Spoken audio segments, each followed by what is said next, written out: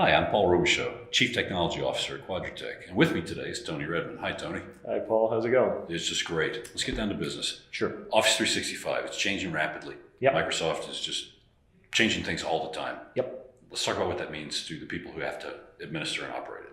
Oh, that's a great question. I think one of the things that strikes me is that a lot of the people who run Office 365 tenants today came into Office 365 as an on-prem tenant administrator, Right. and when they were running stuff on-prem, running those servers, they really only used to have to take care of one app.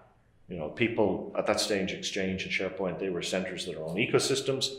So you move that workload to the cloud, all of a sudden, you went to Exchange Online or SharePoint Online, but the mentality was there. Right. I think for a lot of people, that all I ever have to do is run the cloudified version of what I did on-prem. And I think one of the changes that we've seen since 2011, when Office 365 was introduced, is that people have realized that Office 365 is a far more integrated environment. And because of that integrated environment, they have more data sources to deal with, they have more apps to deal with, they have more bits and pieces just to deal with. So, you know, it's not just Exchange, not just SharePoint, it's Planner, it's Teams, it's Yammer, it's Azure Active Directory, it's all that kind of stuff. So it's a much more integrated environment for people to actually work in. It's bigger and it's more integrated, and there are gaps in between the levels of admin control you have. So, for example, in Exchange, there are a lot of things that you can adjust. There are settings that you have access to that don't exist necessarily for Planner, let's say. Yep. There's definitely a lack of maturity in some of the later applications, more recent applications. And I think that's just simply a function of the fact that Exchange started on the automation journey a lot sooner. You know, I mean, when you think about it, it was 2006, that's 13 years ago, when Exchange 2007 was shipped, and it was the first major server app that had embraced PowerShell. Right.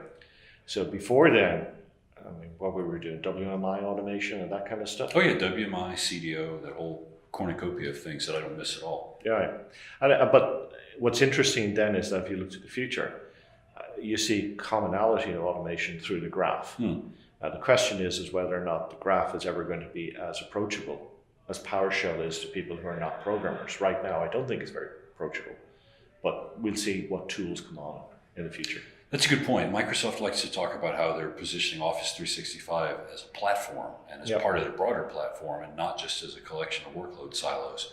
So part of the problem administrators have is that when Microsoft introduces new technologies at the platform level, like information protection, that's one more thing that administrators have to learn to deal with. Yeah, in one respect, and I think information protection is a great example, in one respect, Microsoft makes it much easier for people. Because if you remember, again, rights management, which is the fundamental foundation for information protection, it's existed for a long time. It goes back to a point when I think Steve Ballmer got very annoyed because one of his emails was leaked outside of the organization, and he challenged the rights management team, or whatever they were at that stage. I think they were part of Exchange, but I think maybe outside, to come up with a way of doing of applying protection to email. And in fact, Exchange is still the most mature of those protected applications. And if you look at what's there in SharePoint, it's not quite as good. But Ballmer wanted the ability to stop his email leaking outside of Microsoft, and so the whole concept of rights and templates, and you had to be mentioned in the template before you were able to go and open something, and then the template, you're mentioned in the template to find the rights you had, so you could print or you could forward or whatever. That all came about, but it was always intensely difficult to deploy on-prem. You had more servers, you had bits to install with clients. It was just difficult. What change I've seen recently is that Microsoft is now making it easier for people. They've done all the heavy lifting, firstly, to deploy rights management across Office 365. And now they're building really easy way for people to protect content. So you see things like, for example, encrypt only in the do not forward templates, the default templates, which are enabled for every Office 365 tenant and can be used by every Office 365 client. I mean, they can be consumed by the Outlook for iOS and Android apps at the moment. Soon you'll be able to actually set those labels. And then we have the introduction now of the new sensitivity labels, which can apply protection to SharePoint and to OneDrive and to Exchange, and very soon, I suspect that we'll see it in other apps like Teams, definitely, maybe Yammer. So that's a very good example, I think, of where a technology that's been around for a long time that was difficult to consume on premises is now much easier to consume, much easier to use in the cloud because of both the engineering advances and the operational procedures that Microsoft put in place. But it does create some new challenges because, of course, if you've got protected content, it is protected. Well, there are at least two that come to mind. One is you talk about how Microsoft deploying this technology pervasively makes it easier for administrators. I would bet that if you surveyed administrators, they wouldn't necessarily feel like their lives are easier now because there's so many more things being dumped into the platform. Yeah, it's an extra piece of complexity that's part of their life. I mean, I don't think administrators are going to see it all that much unless they do things like e-discovery operations. Right. Okay, where, for example, if you protect a SharePoint file today or a OneDrive file today, the actual content of the file is protected, the metadata is not. Right. So the only way you can search for protected SharePoint content is by using the metadata, something like the title, the subject, whatever, or a tag. Exchange can decrypt that stuff, does that protection automatically as searches go on, so you can always get to the content of messages. So that's one place where it definitely impacts. But I think the bigger problem in the longer term, I think, is going to be for ISVs. Okay, because ISVs have got the assumption, I think, that all of the content they get out of Office 365 is unprotected. And to a certain degree today, if you say maybe 0.1, 0.2% of content is actually protected, it's a fair assertion to make to expect that 99.9 or 99.8% of the content that comes out of Office 365 can absolutely be dealt with in an unencrypted manner. But if you take, for example, this is the thing that blows my mind.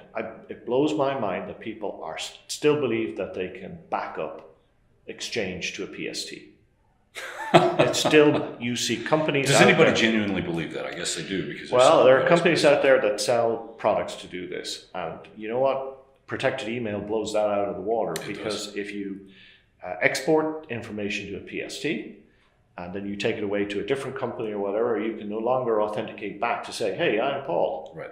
And here's my identity, and I'm signing in, and I'd like to get at this content," because of course the Azure Active Directory and that other tenant will look at you and say, "Well, I didn't know Paul in the previous identity, so, because I don't know Paul, I can't give you the keys." So there's another point kind of hidden in what you said, though, that I think is interesting, which is that Microsoft they're simplifying the technical underpinnings of these services or these capabilities, but they're moving them from being technical problems to being business problems.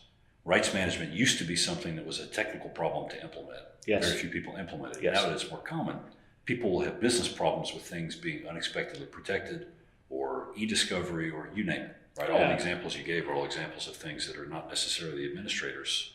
Well, you also, we had this problem the other day at the user level even, where some of your colleagues and I were exchanging some encrypted email, and I received the email, and all of a sudden I found that Outlook couldn't decrypt it. And I said to myself, that's odd, because Outlook has the ability to decrypt it automatically and to show you the content inline. That's built into all modern, the click-to-run version of Outlook 2016. But then we started to when we peeled back the onion, we started to realize that the fault was on the user's side. Of course, it's always the user's problem. But in this case, the user had picked a protection template that my domain, my tenant, knew nothing about. I see. Okay, so when it came, Outlook said, "Oh, well, I don't recognize this kind of thing, so I'll put this kind of default message up that you get to say, go to the information protection portal, and you'll be able to decrypt it there." Of course, when I clicked and went there, information protection said, "Don't recognize you, you're not in this template, go away." Okay. Now, to the user's perspective, they thought everything was going swimmingly. They wanted to send me a confidential message, they protected the message, they sent the message. I received the message, and I was a very unhappy camper.